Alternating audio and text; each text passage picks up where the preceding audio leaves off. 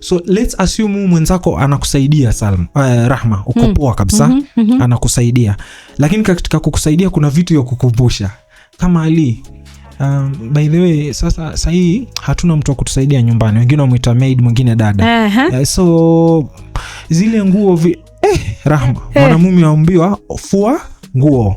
Lakini hayo ni mapenzi, ni mahaba baina ya wanandoa. True, lakini kwa sababu psychologically yankuja wakati huo sasa. Mbaya, psychologically uko chini. During these other times weza ambao sijui alinisaidia nini, wasaidia mwenyewe, wajua ni mapenzi. Lakini by virtue on your downfall Rahma, everything you will misinterpret. Everything. So it's all about misinterpretation because you are in a situation enye sasa imekueka downfall. Na hii situation yenyewe kama tulivyosema, if you are not aware, kama circle yako ya friends hawakufanyi uko aware, kama mke wako hajui kwamba Ali now is going through 1 2 3 and I'm supposed to handle him 4 5 6, rock bottom, zaidi chini.